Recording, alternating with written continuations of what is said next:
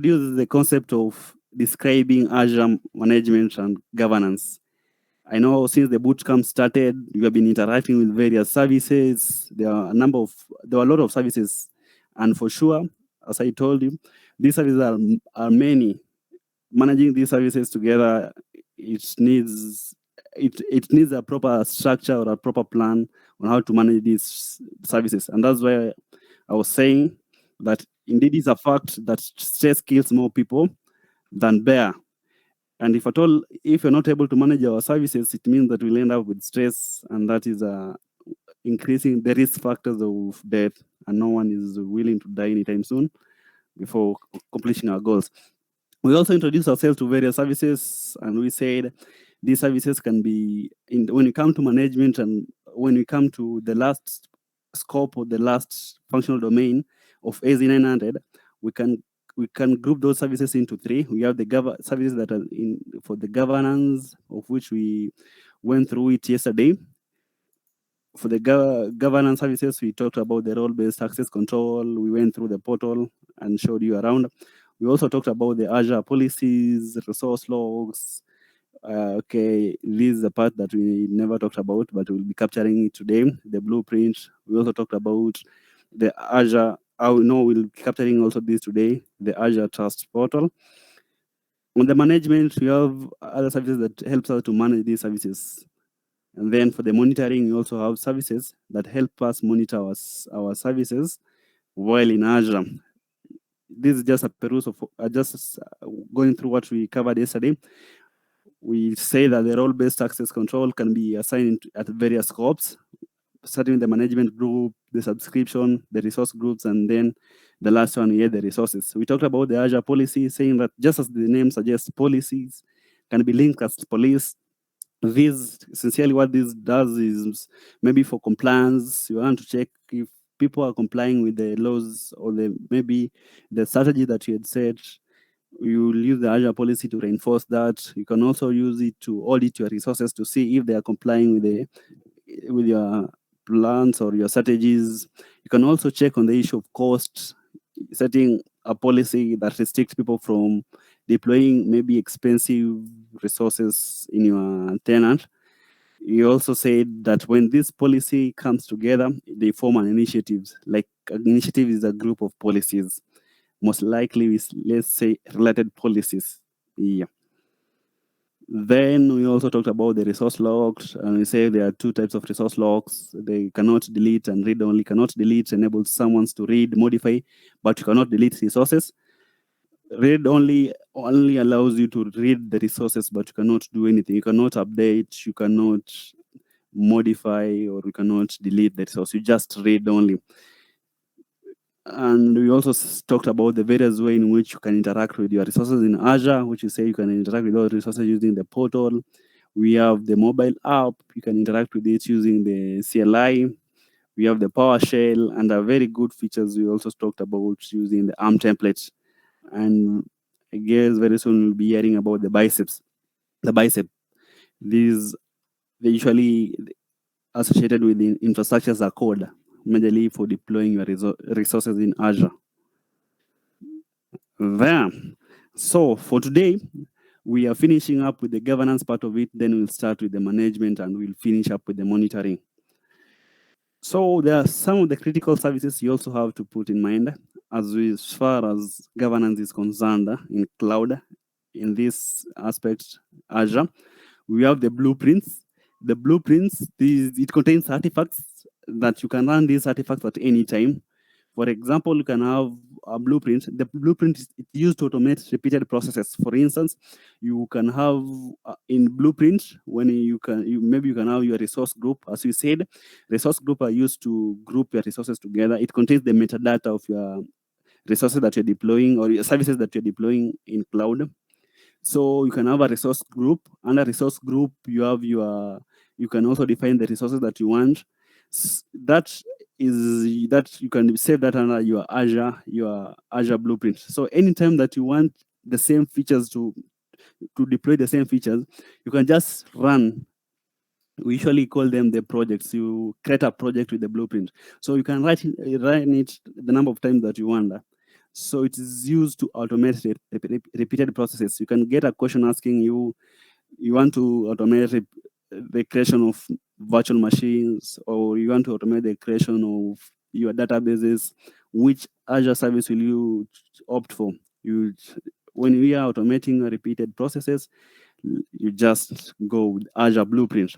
Another key service that you need to keep in mind is the Azure, as it is the Service Trust Portal. The Service Trust Portal, as it contains the information about the Microsoft security, the privacy and compliance. It's just one place. When you go, you just Google Azure Service Trust Portal. Then when you log in, we'll do this at the end of the session. When you log in, you'll get the information there is categorized into three parts. We have those about the security, you have the privacy, and the compliance. Especially with this current age, data is becoming a thing. People are very critical with data.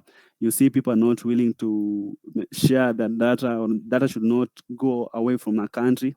So this thing of data residency is a very critical thing as we talk about cloud. So if you want to see how Azure is trying to ensure the issue of data residency, you want to get more clear way, how are you sure that your data will not go to a third party person? You go to this place, the Service Trust Portal. Also here you can get the audit reports. You can have especially security reports, the ISO reports, maybe how Azure is trying to, or how Azure is complying with the various security protocols that are there. Also the reports about the pen tests, security assessments, among others. This is a very key service, especially as far as security is concerned, and as far as we are talking about cloud. Then the last thing is about the Azure Arc. This helps you to manage your hybrid and multi-cloud environment. While during our first day of the bootcamp, we talked about their various deployment methods. We say that we can have a private cloud, we can have a public cloud, hybrid cloud. We also talked about multi-cloud. In multi-cloud is where you get a person opting to go for various numbers of cloud. Maybe he wants to have Azure, at the same time AWS, at the same time GCP, maybe depending on his or her use case. So for such, imagine managing all these resources. You have other resources sitting on-prem, other resources sitting in various cloud. You will agree with me, management here will be very hectic because you are dealing with multiple providers. So the Azure Arc will help you manage your resources in various cloud platforms, or in be it on-prem or in whichever third-party cloud provider. So Azure Arc is also a key thing. You might be asking yourself why people are going for multi-cloud. Nowadays, people are trying to avoid vendor lock-in. We are trying to, you'll get organization, this is vendor lock-in. We'll see organization trying to avoid vendor lock-in. Vendor lock-in is whereby you find yourself, you're just using one cloud to a point that you cannot leave that cloud. You don't want to be you don't want to be restricted, or you don't want to be confined just to one cloud, because you don't want to develop that over dependency in one cloud. Suppose that there are some cases whereby you can have the whole region goes down. We also, maybe at this time, this provider is receiving a lot of losses. So you don't want to take part in such things. You can decide, you have the freedom to put your resources in any cloud. You will get people, when it comes to database services, they can opt for Oracles. But when it comes to compute services, they can opt for AWS. When it comes to SQL or SQL workload or something, they can opt for Azure. So you'll see people moving or using a multiple number of clouds. And that's why the Azure Arc is there to help you manage the various workloads in various cloud platforms. Okay, that was more about governance. So the next part of it, you're talking about, it is the management part. Azure, it gives us various ways in which you can manage these resources. We have governed, maybe you have governed the access to these resources. We have ensured that there are policies there. So how are we going to manage them? Management becomes an issue. And one of the key service that should come in your mind when you're talking about the management of your resources in cloud, it is the tags. We have tags. Just like in this meme, maybe we can go, the meme says, this is when you don't wear a name tag. You have people shouting, what's your name? That's why when you go to networking events, you're given the name tags. This will help. This in a way prevents people from asking you about your name. They can just read it from the name tag. Just the same way, for you, instead of you wrapping your head around various resources to identify what type of workload that this resource has, or maybe what the purpose of this resource, the tag will do that for you. The tag it will make it easier for you to identify which kind of resources you are running in your environment. The tags, they're usually the key value. They're usually a key value pair. You have the name, and then you have the value. In this example, we're using the name as environment. Maybe you have your resources naming them as environment, then you're putting the value as test. So the environment, then the name as test. So when you come across this resource, you'll see, okay, these kind of resources, they are for testing.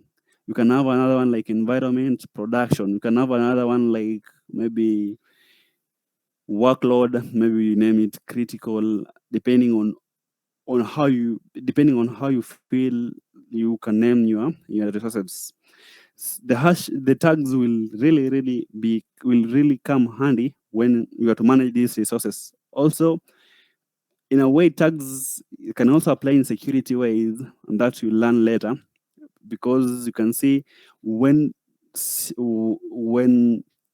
provisioning certain policies or certain security lists, maybe you have in your firewalls, that is a concept of later, but allow me to mention, in firewalls, maybe you can define your policies using the tags. You just say all resources that have this tag goes through this route. That can be an instance where you can use tags. Other than that, you can also use tags to manage your resources. As I've mentioned here, the name key value is a key value pair that can enable you to wrap your head around various resources that you have provisioned in cloud.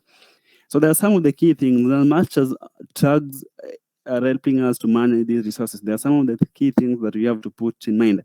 For instance, one of the key things that I would love us to remember is that you can apply more than one tag to a resource. You can have resource, maybe this resource is running a number of, I want this resource. First, the resource is for environment is for test. Maybe this is I want to name it as maybe, for instance, I can say maybe workload, and I say critical. You see that this particular resource is for test, and at the same time, this resource is running a critical workload, or maybe running a certain kind of workload. So Azure gives us the capability of having a number of tags on a particular resource. So you can apply more than one tag to a resource. Tags cannot be inherited. As you can remember, we say that we have hierarchy when we come to Azure. We start with the management group, we go to subscription, apart from subscription, under there you go to a resource group, then we go to a resource. And we said things like maybe policies, role-based access control. When you apply a given scope, it all applies to the source. When I apply a tag at the subscription, this tag will not go to my child scopes or child resources.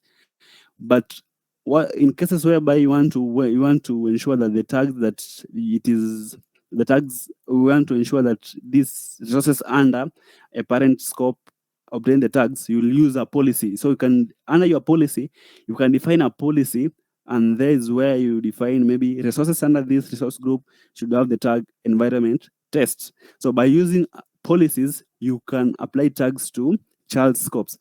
But tag applied to a tag, maybe naming, I can say, let me use the word naming, just tag that you go to maybe a particular resource and you name it, or at a given scope, it will not apply down the child scope. It will only happen in a case whereby you use a policy to apply tag at a given scope. Yeah, allow me to go to, let me show you an example. We can have, let me go to my resource. I deployed, just as I told you yesterday, we deployed resource. It was a virtual machine, and I had applied tagging. You can go to tags and we can see the so environment. I put there demo. It has a tag. The tag, it was an environment. I put there demo. That is under the virtual machines. Just in the similar way, you can apply tags to various. Let me show you a resource group just in a minute. Here we are in the Azure portal. You can go to, you just come here and you search the resource that you want and say resource group. You can have resource groups. From there, you can, I also applied tag. I have a multiple number of resource groups. This was one I created for this specific bootcamp. Okay, these are the resource. You can see here is tag. We see environment demo. When you come to edit, we can add, you can see you can add another tag. You can come there, maybe I put a tag. It is much possible to add more than one tag to your resources. That was under tags. I guess we are familiar with tags. Another key thing that we have to look at when we talk about cloud is cost. We all know, people are saying maybe cloud is cheaper. That is a perception that is out there. But before we say this cloud is cheaper, there are a number of things that the cost will depend on. In this side, we have the two guys. The first guy is asking the other guy, why did you end up in poverty? Was it gamble or was it drugs? Then the guy say he left EC2 instance on. For the EC2 instance is an equivalent of a virtual machine. So Azure uses, it's just a naming convention. Azure uses it as virtual machine, but the same thing when you come to AWS, it is named EC2 instance. So yeah, this is kind of a thing. The guy he became poor just because of leaving the resources running. That begs for the question, what are some of the things that we should consider to ensure that our cost is under check? Because if we don't put a consideration on how we manage our costs in cloud, we can end up with this guy here. You can become poor, and that is really true. You can get stories from people telling you that they left some resources running and they get very huge billing there. We find companies, you can see a company maybe hearing about cloud, they make a rash decision, they move cloud, but later on they withdraw back. If you ask them what was the case, they tell you cloud is expensive. Or you can say, is it really expensive? The question about whether cloud is expensive or not, it runs down to how we manage our costs when we come to cloud. These are some of the key things I want us to consider when we talk about cost in cloud. When we talk about costs, something should run in our head about type. If you're talking about virtual machine, which families am I running? We have the various families, or we have the various series. We have some virtual machine that they are optimized for maybe compute. We have others that are optimized for memory. So you have to consider your need. Don't just go there and you see cloud gives maybe you see those key features that you have been looking when you want to buy a laptop. You want an SSD, you want an SSD, you want RAM, you want storage, very massive storage. So, hello, confirm, are you in a position to hear me? Awad? Yeah, I believe somebody is sharing his Oh, screen. Oh, yeah, that's perfect. You can just reshare your screen. Okay, I can see it. oh, okay, sorry. Okay, that's okay. So I was saying about when you talk about costs, here we are talking about families. Let us be very cautious. Just run a resource that fits your need. Just consider your needs very well, and run a resource that fits your need. We're talking about SKU. SKU, we can have either basic or standard or premium. Just on the need, see, if basic can handle your need, there's no need for you to go for a premium. If a standard can handle your need, there's no need for you to run a premium. So some of the things that you have to consider, also consider the SKU, consider the tier. Which tier? Maybe I want to in terms of storage. Yesterday we talked about storage. We have other storage, hot. We have tiers like cold, and we have tiers like archives. I'm going to cloud to store my data that maybe will be used for auditing in 3 years. This means that I'm not accessing this data frequently. Why can't I just place that data in an archive tier? So these are some of the things that you should put in place. Yeah, you can see, okay, if this data is not frequently accessed, I can archive it. If it is highly accessed or frequently accessed, I can put it in hot tiers. So such are some of the things that really play a very key role when it comes for your billing. You have things like location. Various locations have various prices. Deploying a resource in Southeast Asia, definitely it has a different price than deploying the same resource, maybe in East US or South African. We have a region in South Africa. So you considering a region, it also, you see your need and you see these resources in this region. If they are there, in the region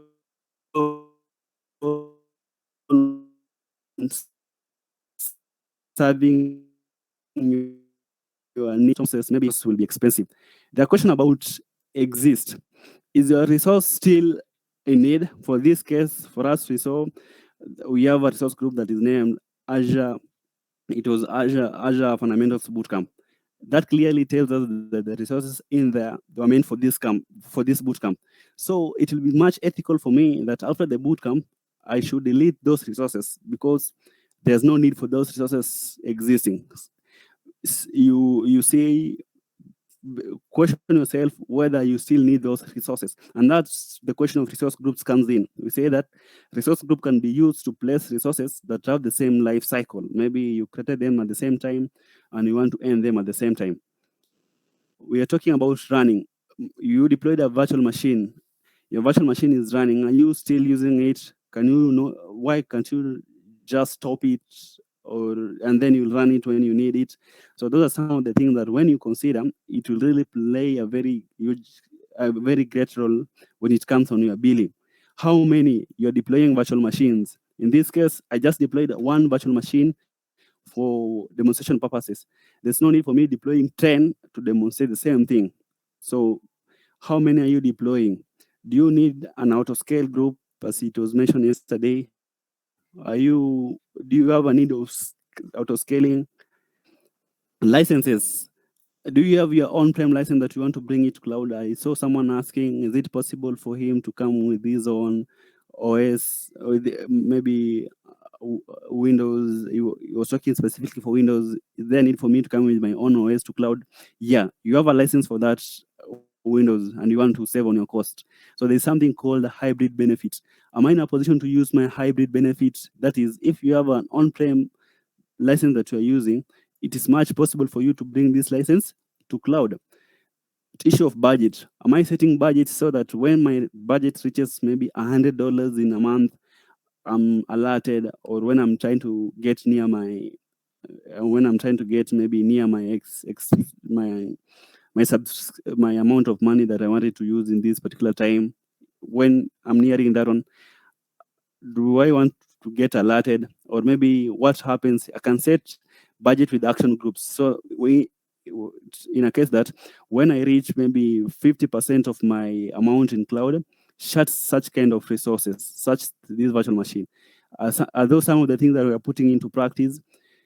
These, when we put this thing in mind when deploying our resources, we can really say that the cloud is manageable. Will not be like Murife, say Murife don't run, such kind of a thing.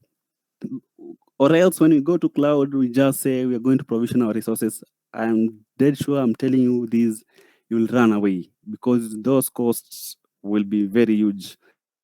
if you're not putting some of the things into place.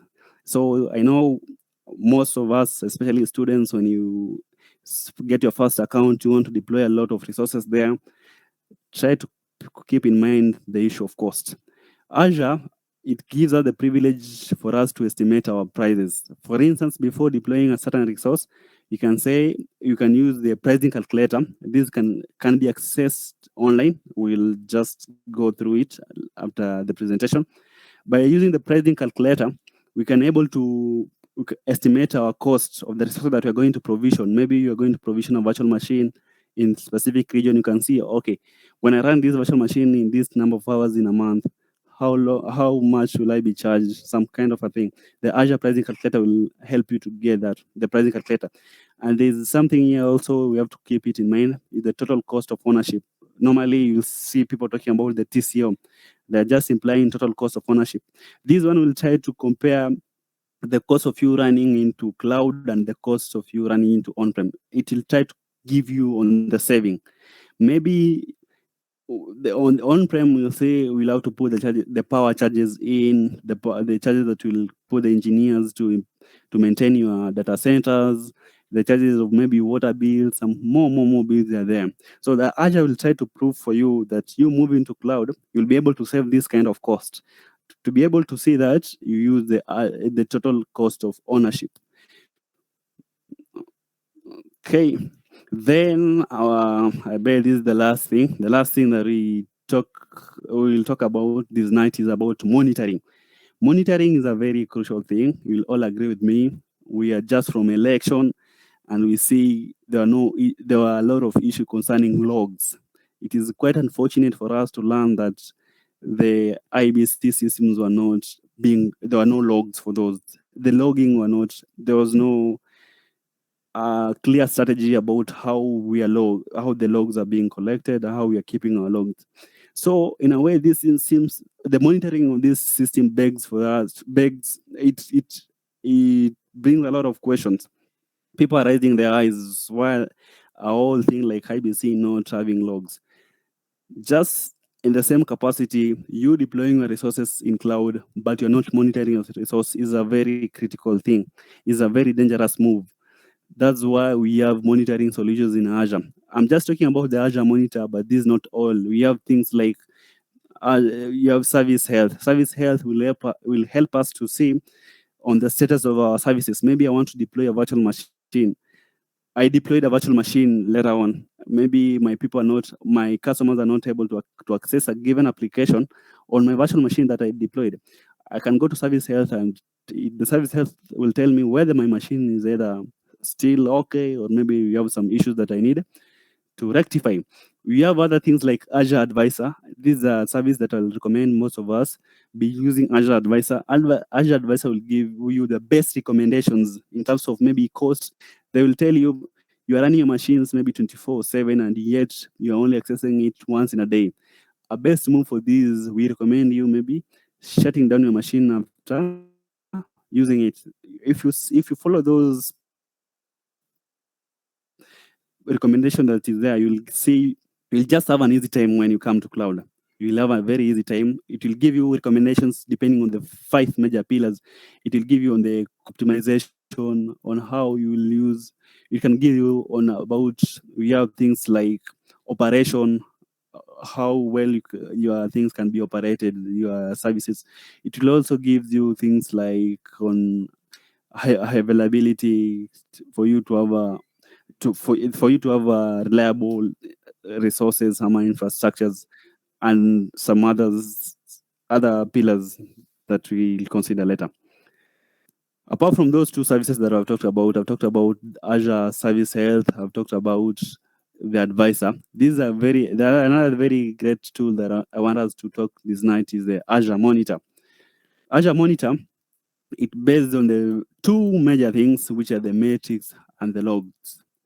Metrics, this can be in terms of the CPU usage. It can have a timestamp. Maybe you see your CPU usage for this period was like it's more of it can be more of a timestamp. But then logs are probably I can say, let me just use this one for lack of a better term, you can say a history, maybe what happened, what happened to these resources, who did this and this. We can get then the logs.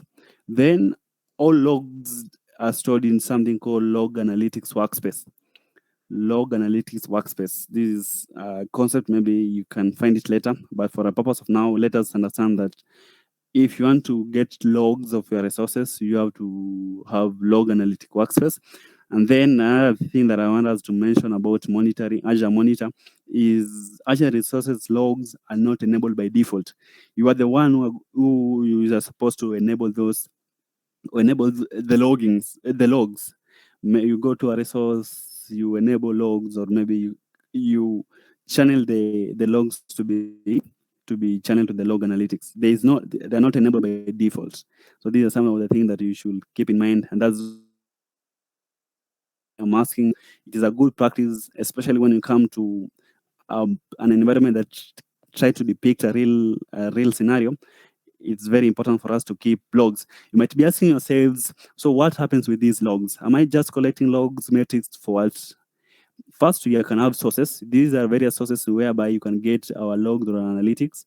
These are our sources. These sources can be workloads. Workloads, maybe we are running various applications in my virtual machines.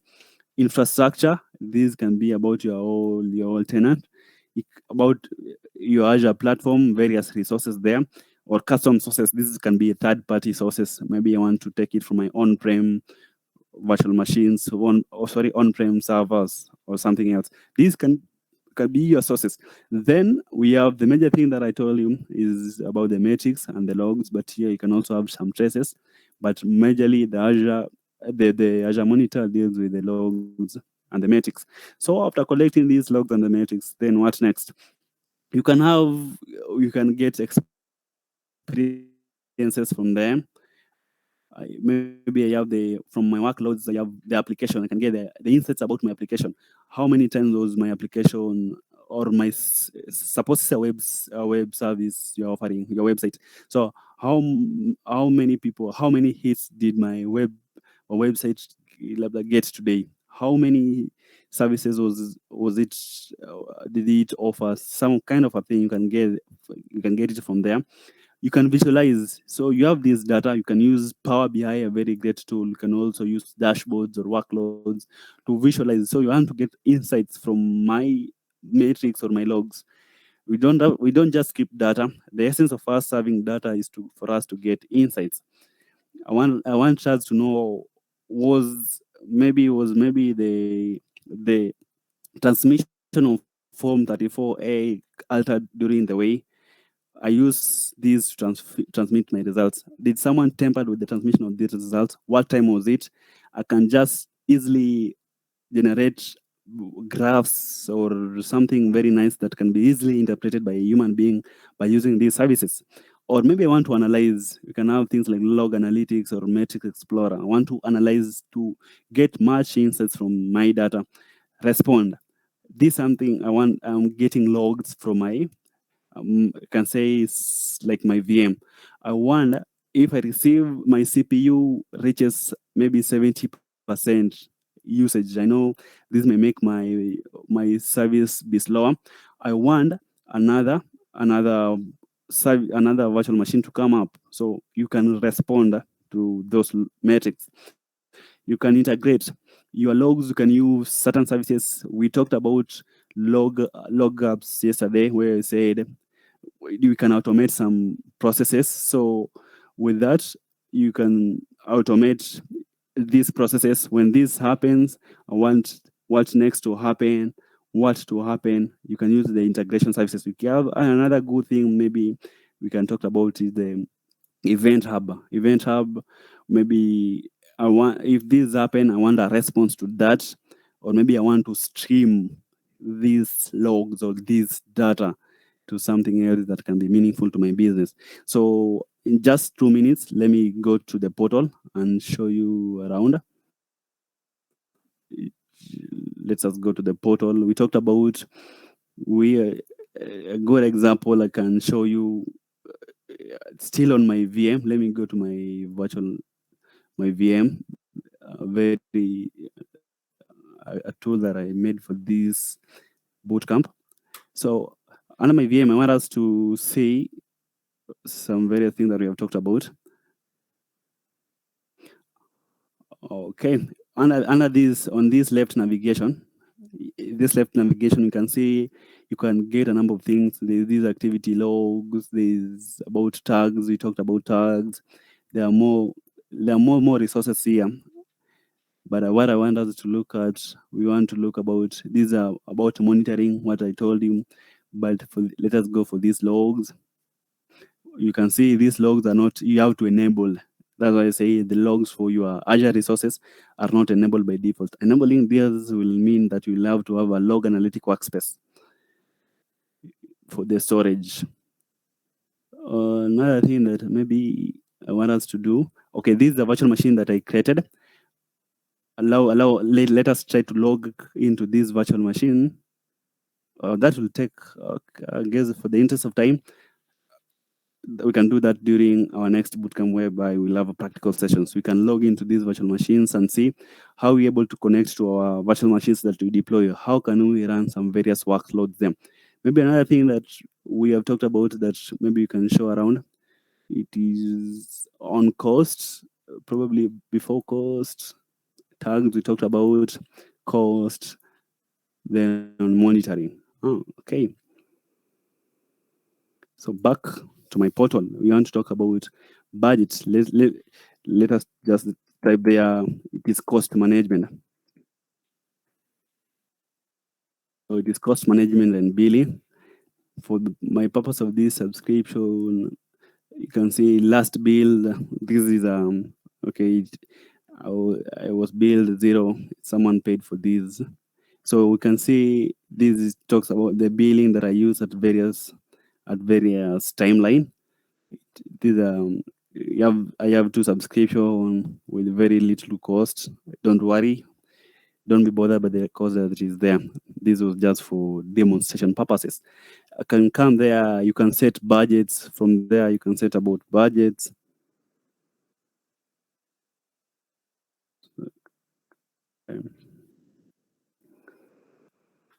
Oh, I'm not able to get on the budgets. Let's find why I'm not able to set budget on this tenant. When I come to the cost management, let us see the reason.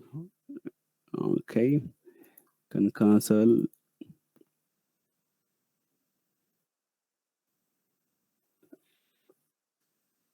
Oh, here is budget. Sorry. For now, I don't have budget for this. I don't have any budget for this subscription. It's still loading, just a few minutes. Oh, I have a budget. Okay, sorry. Oh, so I said a budget to the monthly budget. This was the time it was created, time it will be expiring. The budget, it was of $70. A forecast, a forecast of $10. Evaluated spend, just spend this one, and the progress is 14.45%. These are something of this. You just come here, you add a budget. These are some of the things that will do during a practical bootcamp. Last service before we end this discussion, we're talking about advisor. It is advisor. When I come to my budgets here, I want to get the recommendations. We can have advisor recommendations. This will tell me, depending on the resource that you are, you can get recommendations there. Sorry, there are no recommendations at this time. Okay. Oh my goodness. Sorry.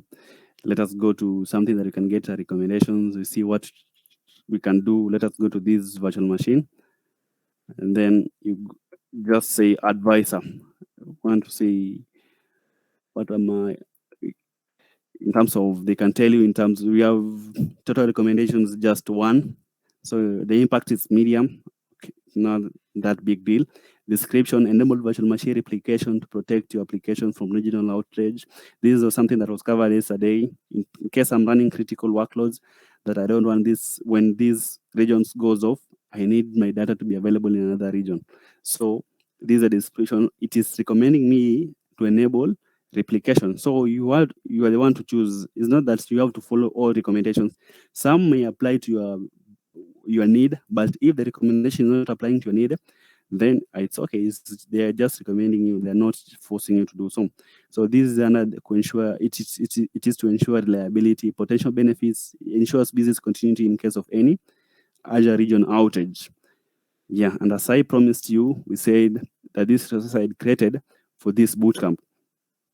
And since this is the last day of the bootcamp, it will be much ethical for me. I'll go to this resource group and I'm going to delete the resource group. When I delete this resource group, it will delete all the resources that I deployed under this resource group. And that brings us back, we said, resource group majorly, they are mostly meant for resources that they share. You can say they have the same lifespan. You created the resources together, you will end them at the same time. So this was my Azure Bootcamp. These are the resources I want to delete. Here you see delete resource group. Type the resource group name. The name it was Azure. It was Azure Fundamentals Bootcamp. So when I delete this resource group, it will delete all these resources. We see here the resources that it created for the purpose of this bootcamp. So I go delete. And from there, you can see the notification. You say, still noted, it has not yet started deleting. Just give it a time. So this is another process. Deleting resource group, Azure Fundamentals Bootcamp. So when deleting a resources, we have said it will delete all the resources in that resource group. And that marks the end of our bootcamp. It was Azure Fundamentals Bootcamp. Allow me to say this as we end the bootcamp. It has been say thanks to you for your dedication, sparing some time to join us for this bootcamp. When you do your exam, the Azure Fundamentals exam, you will earn this badge, and also you'll earn a certificate. So I believe you got this. You can go and get the badge. You can give yourself some time. Resources will be shared on how we're going to start in Azure. Give yourself some time. Don't get hard to yourself. Just depending on your schedule. As we had said, we can say for students, you can say in each semester, you add a new skill. So for this semester, you can say your goal is to bag this skill. You go there, and I believe in you. Back to you, Awad. Thank you, Albert. Thank you very much for a very pragmatic and coherent presentation. So I saw a question on the chat. Somebody's asking if the monitoring services are free. Do you mind to answer that, or I can go? Okay, yeah. So those resources, the resource using the Azure Monitor is free, but so on the data we said we have logs. The logs are going to be stored at the log analytics workspace. Something that will be charged for it will be the storage that you'll be using. So the log analytic workspace. Maybe you're using other services like analytical services. Those are the ones that will be charged for. But generally, the Azure Monitor is free. Yeah. Hope that answers Ken. So with that, we've come to the end of the 3-day bootcamp. Indeed, every day is a new learning opportunity, and the last 3 days are no exception. So a bootcamp is usually meant to just scratch the surface, and I'm glad that we've sparked an interest to those who are just getting their feet in cloud. And for those who are preparing, I hope that we've rejuvenated your muscle memory, and yeah, you'll be looking forward to earning this certification. So next we'll be having Sam will be presenting about how this bootcamp won't go to waste, that you'll get indeed a free certification that you can use to get certified. So Sam, the floor is yours.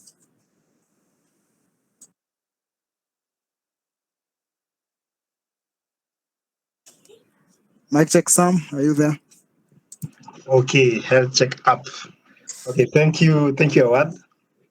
And thank you, Albert, for the great presentation. So on my side, let me just share my screen. I hope, I realize you'll never stop learning, because even in these sessions, as presents, as people ask questions, you realize there are some, they open up your mind to some angles that you are blind to. So for me, the bootcamp has also been insightful on my side. Oh, sorry, my slides are not want to get shared. Okay, so for me, I have three things that can probably help you to kickstart now your career in cloud, or just get a free certification to allow you to take this Azure Fundamentals exam. As we all know, let me just start with the Azure Fundamentals exam. The page is, so if you search for Azure Fundamentals, you realize that the exam is not free. Taking the certification is not free. It will cost you roughly 10,000 shillings. My browser is not loading.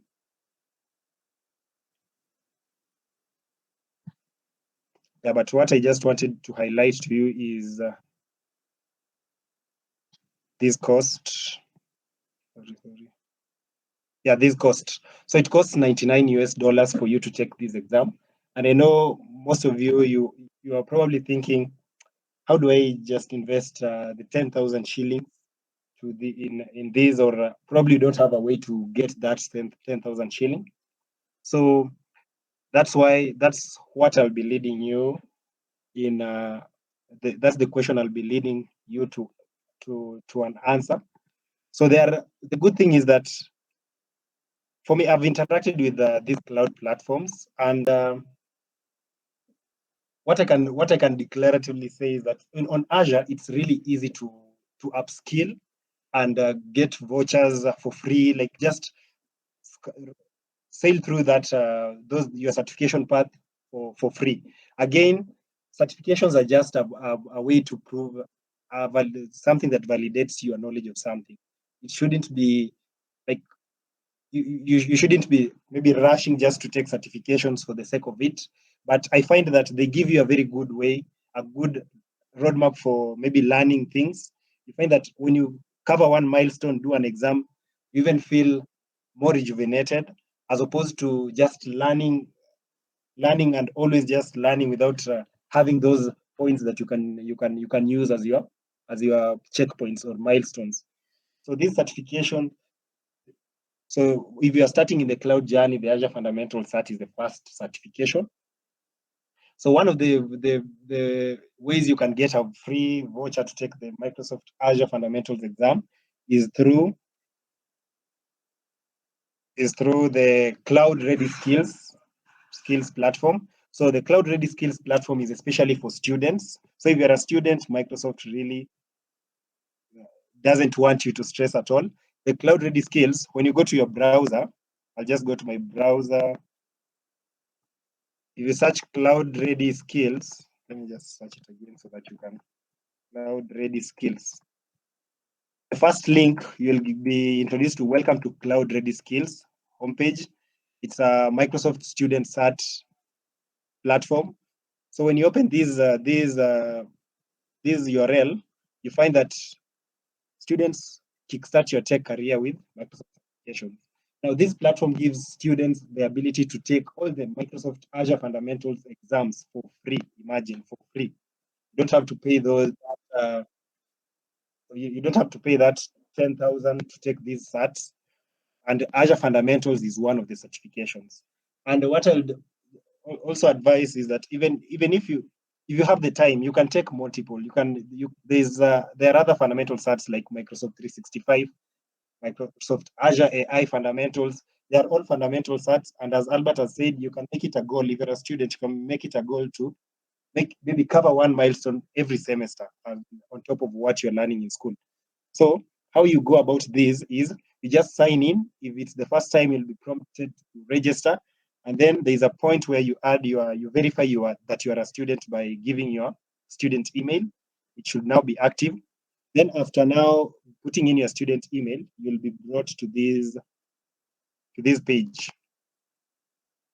Sorry. You will be brought to this page. You see, it's the same page, but now with you logged in. So for example, you want to take the Azure Fundamental Cert, take the Azure. Okay, for this one, the journey has finished. But ideally what you do, you just, if you have not been doing these things, you will have maybe on the Azure Fundamentals part, you will have Start Journey. Then when you click on Start Journey, you get into a 3-step process where the first step is to learn, where you are given also the platform to learn from. You can explore the content of now Azure Fundamentals, or that certificate, whatever certificate that you want to learn. You can learn through this platform. These are the course contents, and Awad will will just highlight how you can access other ways that you can use to access the content. Then after you finish learning these, you can click this button. You just say that you agree that you have finished learning. Then you are moved to the second step. Second step is to prepare. In the prepare stage, you just claim a measure up practice test. This is just a practice exam that has roughly, the last time I did it, it had around 50 questions.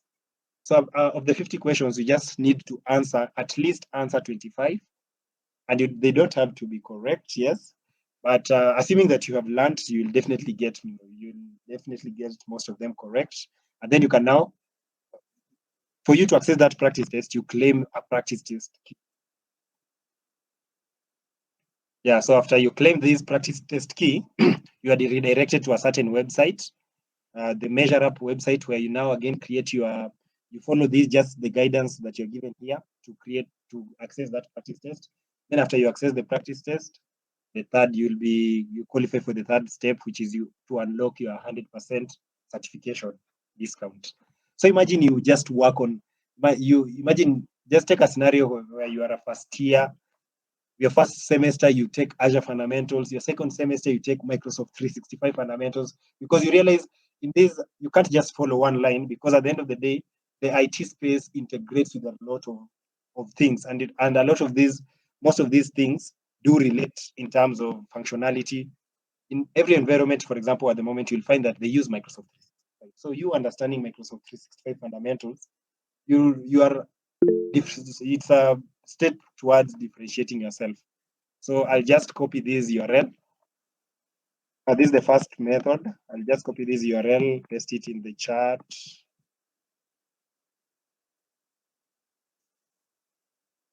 But I'll also share the URLs in the WhatsApp group, the RCA WhatsApp group. So no worries. Now the second way to take these certs is maybe not switch to presentation mode. So the second way to get these vouchers, free vouchers, is by attending Azure Virtual Training Days. So Azure Virtual Training Days are special sessions where Microsoft professionals usually conduct several sessions, probably sometimes on Azure Fundamentals, sometimes on Microsoft 365. Then when you attend those training days, in most cases they take 2 days, just 2 hours per day, and they take 2 days. Then after you attend the virtual training, the 2 days, you are qualified to get a free voucher. This is not limited to students, it's for everyone. So for the Azure Virtual Training Days, just go to the website, you just search again, Azure Virtual Training Days.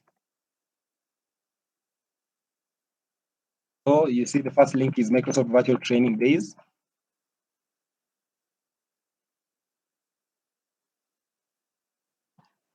Then in our case, you see they are upcoming online sessions. There are different sectors: Azure Business Applications, Microsoft 365, security. But now, in this case, we're interested in maybe Azure. We want to get a voucher for Azure Fundamentals. You explore upcoming Azure sessions. On the upcoming Azure sessions, you see there is a Exactly. There is an Azure Fundamentals sessions coming on October 12th, October 18th, October 27th. So when I click, for example, on the October 12th event, I can get it. Sometimes you do get their full, but it's in most cases you get these. You see, you just get to this page, register for the event, and then you can see after completing this training, you will be able to take, apart from now, prepare for cloud migration with training, evaluate your existing on-premises environment, optimize your Azure-based workloads, learn best practices on managing your virtual machines.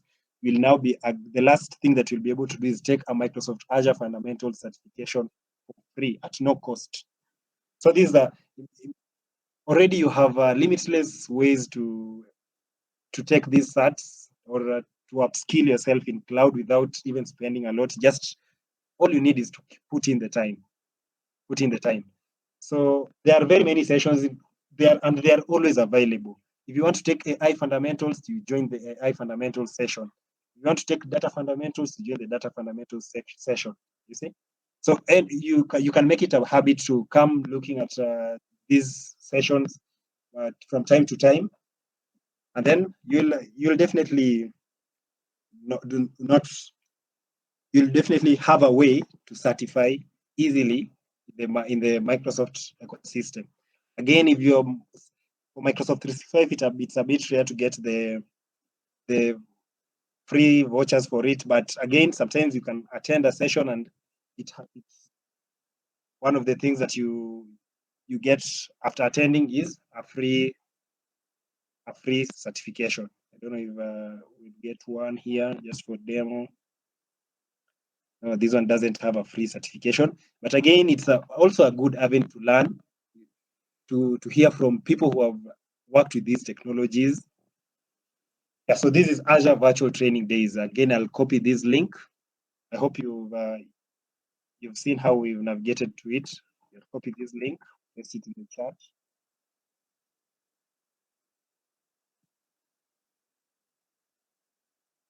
And finally, the last strategy that can help you upskill easily in Azure. For the first two, these are mostly for Azure fundamentals. But yes, after you take the Azure fundamentals cert, how do you again continue moving upskilling in the Microsoft ecosystem? You realize that the next level exam, maybe the Azure Administrator Associate exam, is now $165. That's roughly 20,000 or 18,000. So if you also, but the Microsoft still gives you a lot of ways to upskill without paying. I can tell you for free, but that myself, I've never paid for my cloud certifications, and I have a number. So there is something called Microsoft. Microsoft has summer and Microsoft Build challenges that come. So Microsoft, from in my experience, I've seen at least Microsoft has at least 2 challenges per year. So, and the 2 challenges, after you take part in those challenges, you can get the privilege of taking Azure advanced certifications for free. Again, not just fundamentals. Now you can take associate level certs, and sometimes even when you're lucky, like a session that is coming up in October, you can even do the expert certifications for free using those vouchers. So the summer and build challenges, and I don't have a way to show you the summer challenges because it already passed. But the Microsoft Build Challenge is coming up. It's starting on October 12th. I've actually just received an email about it a few minutes ago. See, this is 22 minutes ago. A new challenge is coming soon. Okay, you just register for the challenge. Let's just walk through it. So the good thing is that when you enter these register for these initiatives by Microsoft, you'll be getting updates from time to time when these initiatives come up. So, for example, this is one of the examples of the Microsoft Cloud Skills Challenge. This is this year, this is the 3rd initiative that Microsoft is having to give people vouchers, in my knowledge. So when I click register for the challenge, so complete one of the challenge and earn a free certification exam. Okay. So the challenges ideally just involve reading. You're just given most cases 30 days to learn, 30 days to cover a certain content in a certain track. And then these official rules usually show you which certifications you can take after taking the cloud, after taking part in the cloud skills challenge. So when I come down here, you see, this exam offer is exam specific and only redeemable to select Microsoft exams. These are the exams that when you take part in the challenge that is starting October 20, you can be able to take Azure AZ305 exam, which is the Azure Solutions Architect Expert exam, the highest level of Microsoft certification. You can also be able to take the AZ400 exam, which is the Azure DevOps Expert certification. Again, you see, this time it's like Azure is out to just help people be experts. Aside from the two, there is DP900, data science, I believe it's data science associate exam. But these are the exams that you are eligible to take after taking part in this challenge. Imagine. And all you need to do is take the challenge, be part of the challenge, and then you see the exam offer may be redeemed to take one of the Microsoft certification delivered at an authorized test center by February 15, 2023. So you literally take part in the challenge that is starting next month. Then you have all the time till February 2023 to prepare well and get that certification. So you literally have no excuse in terms of, and then these are the cloud, this is the Microsoft Learn Cloud Skill Challenge. So when it starts, you will just, you can take one of the challenges. For example, I could go with Modern Work Challenge because I'm interested in how modern workplaces can be architectured or set up. So I can go to the Modern Work Challenge. Then you can register and you will be notified. You see, it's 12 days. It will be starting in 12 days. And after it starts, you'll also still have a counter here showing you that you are remaining with this number of days to complete your learning. So you just make sure that you dedicate some time, complete that learning path in that given period, and you will have that. You'll have the ability to take that Microsoft certification for free. So if you're in this bootcamp, I do challenge you that reading for the Azure Fundamentals exam, I'm sure Awad, the next Awad will just highlight how you can now access the content for reading for the Azure Fundamentals exam. But if you've attended this bootcamp and you are not yet certified in Azure Fundamentals, my challenge to you is that there are very many ways of getting these free certificates, free vouchers. So by the end of October, at least by the end of October, not even at least, at most by the end of October, you should have. In fact, just get the free voucher, then schedule an exam before October ends and start reading, start going through the content. I assure you, you'll working towards a deadline. You'll be more dedicated, and by the end of October you will have certified in Azure Fundamentals. And then that's not the challenge I'm giving you. The challenge I'm giving you is that this Azure Cloud Challenge is starting on October 12th. Again, a great opportunity to upskill, do the next level, not just Azure Fundamentals. So after October, you should enroll into this, and then choose a certain path, pursue it, and then by now, that means that if you finish that challenge by the end of February 15, by the time we are getting to February 15th, you will be at an advanced stage in the Microsoft ecosystem. And trust me, these certifications, aside from just giving you the knowledge or opening up your mind to the amazing technology that is out here, they do provide opportunities. You get opportunities. You get job opportunities. Just you can earn interviews by virtue of having these certifications. So it's ideal. At the end of the day, you're just spending time to make yourself better. Again, I'll copy this link and paste it in the chat. So those are the three. Let me post it in the chat first.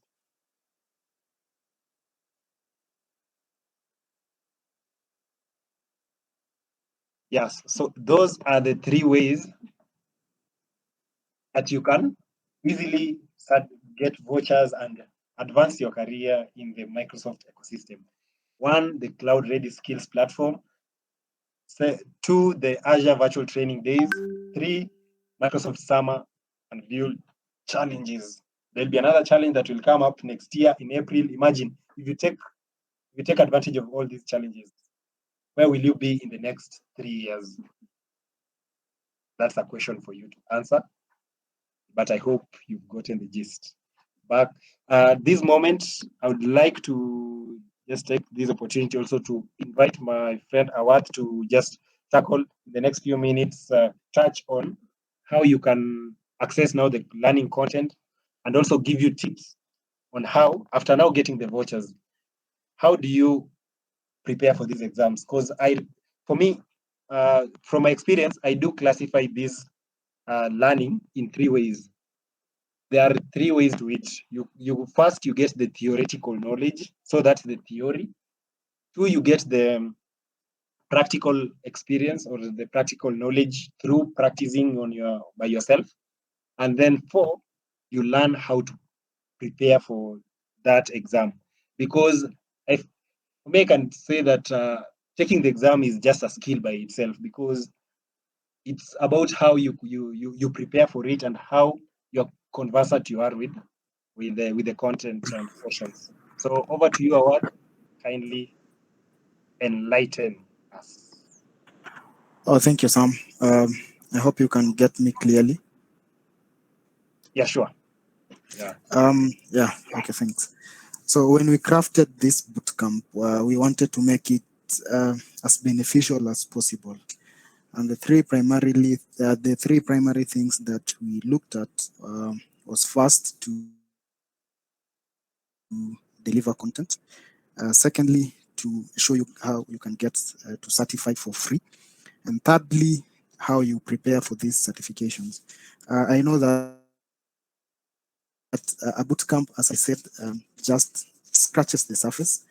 And I know most of you who have been maybe prepping for AZ900, they've gotten something that they did overlook. And so for now, I'll just be focusing on those who are just getting started. And Microsoft is benevolent enough, provides us free certifications, and they also provide us a Microsoft Learn platform where you get all the documentation so that you can zero in, and then you have that focus for you to understand maybe what was covered first by our presenters. So this is the official documentation. You can just search AZ900, and then the first link is usually the path to the documentation. So after you've done your documentation, you can see the 3 concepts that we majorly cover: the Microsoft cloud concepts, architecture, and governance and management. So after you've done all this documentation, so I'll give you my style, which I've seen it being most of the times efficient. So after you've done the documentation, Microsoft is also benevolent enough. They give us exam sandboxes. This is where you do all the demos. You have all the labs prepared for you to do all the practicals. After that, Microsoft also gives you a study guide. For example, when you think that you've not gotten enough, you have a study guide here provided for you for free. Once you've finished the study guide, you've done the the documentation, Microsoft also provides you free sample exam questions that you can just go through to build your confidence. For example, you can just literally scroll through. There are a couple of questions. So that's on the Microsoft side, their point of view of excelling their certifications. I think the other thing to put into consideration is Maybe check the domain weights for each examination, for each learning path. For instance, this is how they cover their questions in their exam. For example, they describe cloud concepts. It covers 25 to 30% of the total questions. Architecture and services, 35 to 40. Management and governance, 30 to 35. So that gives you a hint on where you can zero in and put all your focus.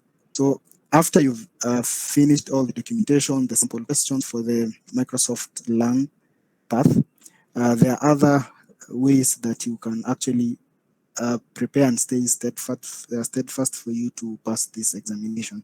So the other thing is there is a cool guy on YouTube. His name is John Saville. So this guy is a really cool guy. He does exam cramps just to focus on the most important parts. So ideally, you do take this, you do watch these videos when you have maybe 2 to 3 days to your final exam.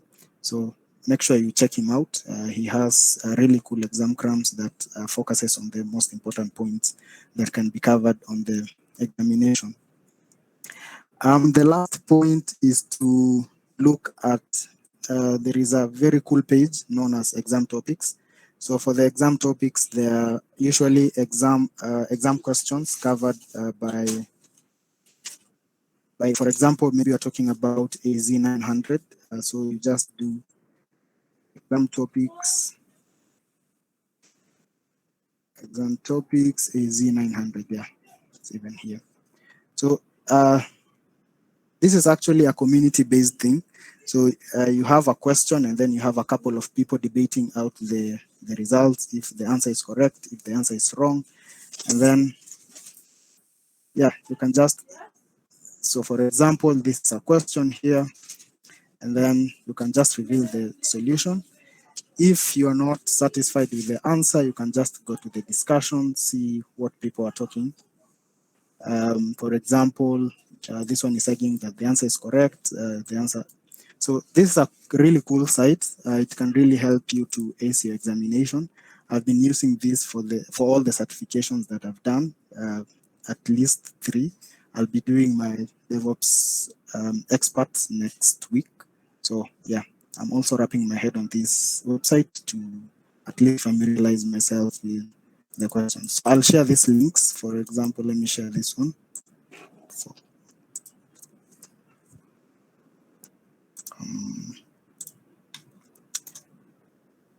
So this is for the questions, and then I'll share the John Saville guy.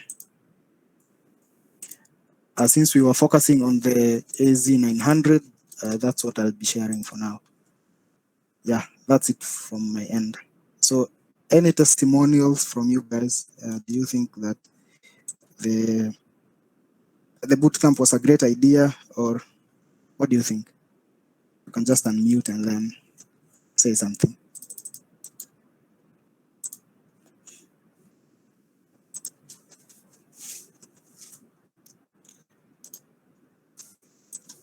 Makcha, can you guys hear me?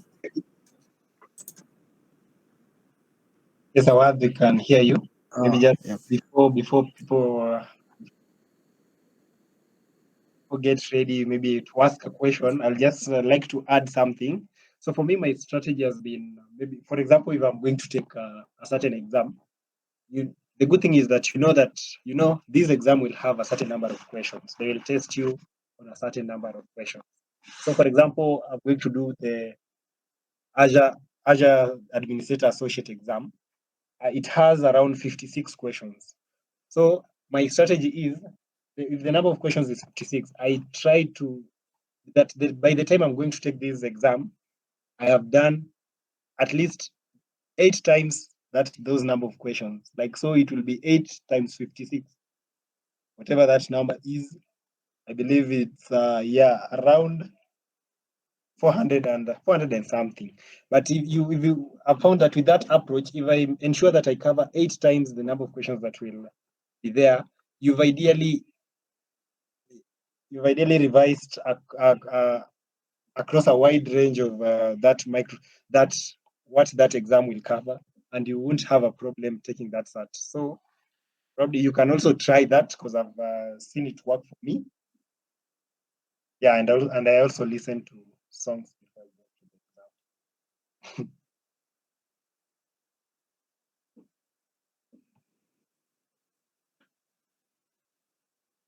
Okay, we'd also like to hear your voices. Yep. Any testimonials from you guys? Not just on the chat. You can just unmute and say something. I can see on the chat, Diana is saying, yeah, it was a great idea. You guys are really working, inspiring others. Thank you, Diana. We'd like to hear your voice. Say hi.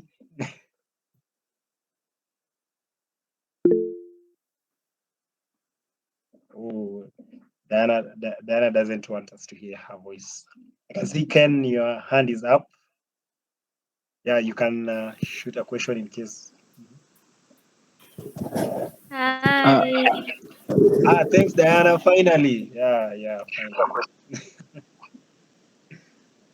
Thank you. Okay, Ken.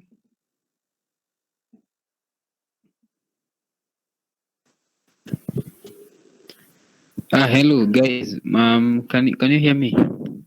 Yeah, sure. Right. Loud and clear. Okay. Good evening. You guys are really amazing. This is actually very educative and inspiring at the same time. I joined yesterday, and it's just amazing how much I've actually learned just in less than, I don't know, five hours. I'm sure this won't take, it won't even take long to get certified with the kind of information that you guys are bringing on the table. So thank you for, I think for me the thing that is actually standing out for me isn't even what I'm getting in matters content as opposed to the inspiration that comes with just that we can do it, that I can actually get certified, that it's not even a matter of having resources or anything, that so long as I can access internet, I can as well, I can get certified. That there is that motivation for me is what is standing out. So thank you. Thank you so much. Alafu, I had a question. Okay, sure. Let me, I don't know if I'm getting ahead of myself, but let me just shoot. It won't. So when I don't know, I think it was Awath Kamaskosei that was in the monitoring session, when was talking about as a monitor, service health, and the advisor, and we dwelled so much on the Azure monitor. So my question is, in this exam, the fundamental, the one that we have a boot camp on, is it that the service health, is it that there are not many questions that come from the service health and the Azure advisor, or why did we dwell so much on the Azure monitor as opposed to the others? Okay, great question. That's a great question, Ken. Before I pass it on to Albert to answer that, because he's the one who's covering that, I have to also thank you for the kind words. Our aim is to, like, our fulfillment or happiness comes when we help each other, when we or rather uplift each other, or just grow together, because we are beneficiaries of people using ideas into our heads, because we couldn't have acted if someone hadn't have told us or just informed us that you can do this and this is how you can do it. So that's the motivation behind it. And for your question, I'll ask Albert to address it.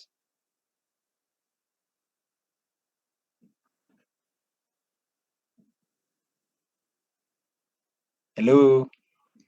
Should I send a health check to Albert? Okay. Oh, if Albert is not can't talk, we can. Okay, on my side, I'll answer that. Okay, for the Azure Fundamentals exam, there are a number of skill sets that they test, and it's not that there are not many questions regarding service health and the other services, but when it comes to Azure monitoring, I think Microsoft put a special emphasis on that service because it's usually included in almost all deployments.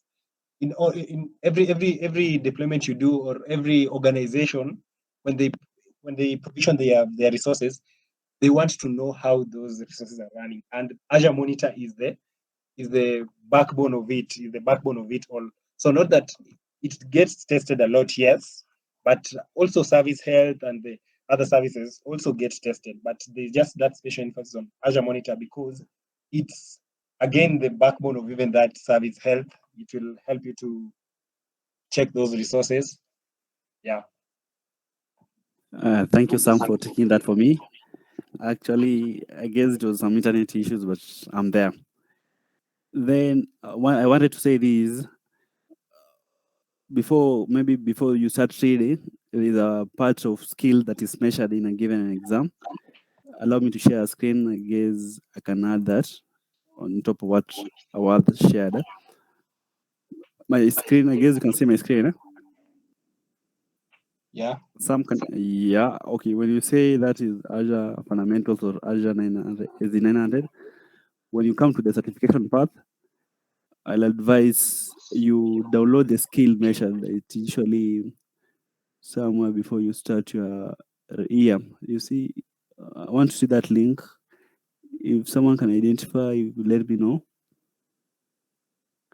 Okay, or the study guide. Here is the study guide. I guess it is here. Let's see.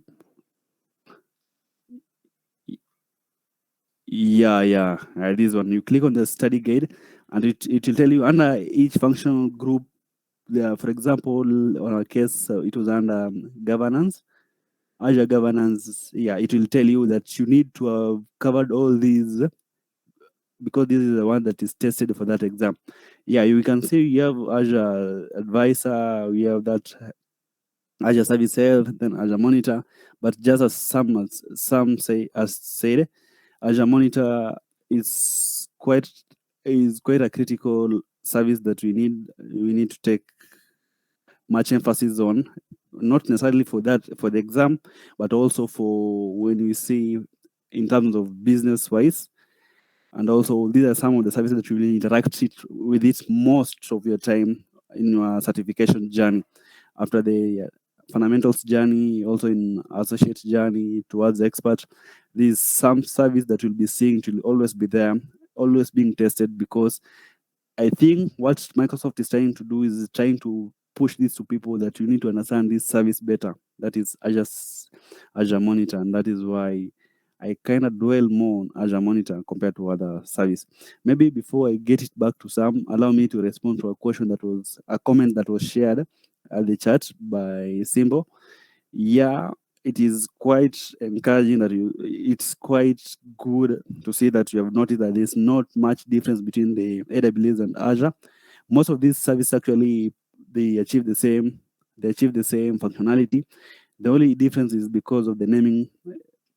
The naming, you see, the same thing that is, we call it virtual machine in Azure, the same thing that is called elastic compute, cloud compute, that is EC2 instance in AWS. So literally they're the same thing.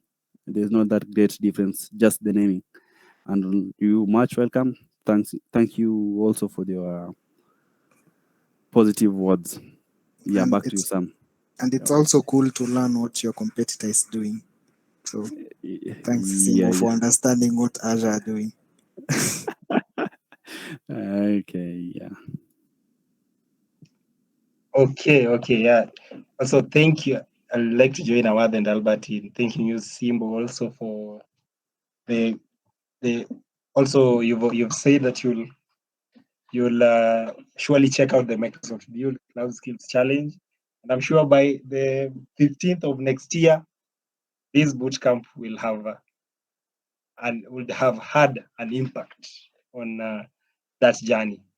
So without further ado, I hope I don't know if I'm locking out someone, but it has been a great 3 days of skilling, and I'm sure everyone you are not the same if you've attended all the sessions or even just 2-1, you are not the same as you began.